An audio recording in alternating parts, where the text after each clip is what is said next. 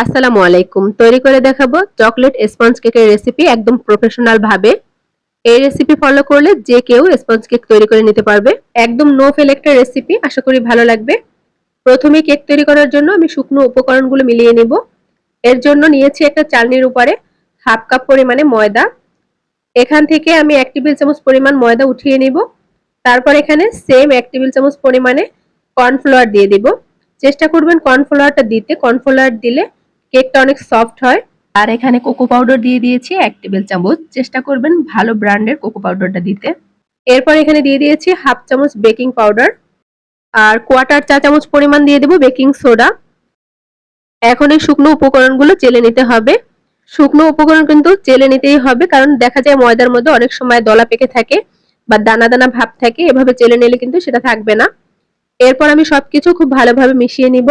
মেশানো হয়ে গেছে, এখন এটাকে আমি এক সাইডে রেখে দিব। আর এদিকে নিয়েছি আমি 2টা ডিম। আর ডিমটা কিন্তু অবশ্যই স্বাভাবিক তাপমাত্রার হতে হবে।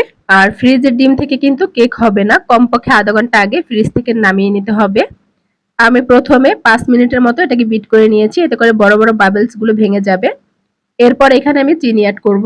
আর এখানে আমি হাফ কাপের থেকে কিছুটা কম চিনি নিয়েছি, তবে বেশি মিষ্টি খেলে এখানে হাফ কাপ পর্যন্ত চিনি দেওয়া যাবে।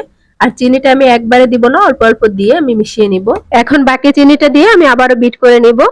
চিনি দিব আর সেই সাথে সামান্য পরিমাণে একটু লবণ দিয়ে দিব, একদম চিমটি পরিমাণ। আর দিব সামান্য পরিমাণে চকলেট এসেন্স। আর এখানে কিন্তু আমি তেল দিব না। কেউ চাইলে এখানে তেল দিতে পারবেন, তবে 2 চামচের মতো, এর বেশি দেওয়া যাবে না।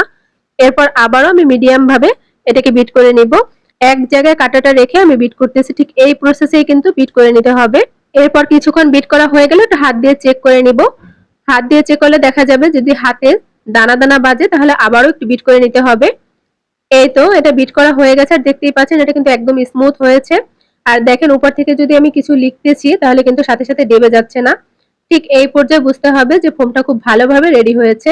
আর এই ফোমটা যদি ভালোভাবে রেডি না হয় তাহলে কিন্তু কেকটাও ভালো হবে না। আর এখন আমি শুকনো উপকরণগুলো মিশিয়ে নিব।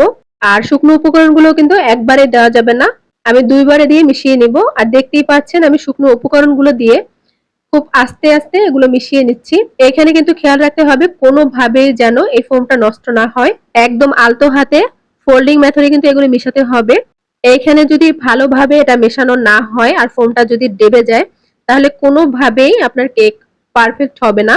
এখন এটা বেক করার জন্য আমি একটা স্টিলের বাটি নিয়েছি। আর এখানে আমি একটা বেকিং পেপার বিছিয়ে দিয়েছি, এখানে যে কোনো কাগজ দিলেও হবে। এরপর উপর থেকে বেটারটা ঢেলে দিতে হবে। এরপর জোরে জোরে 2টা টাক দিতে হবে, এতে করে ভিতরে বড় বড় বাবলস থাকলে এগুলো চলে যাবে।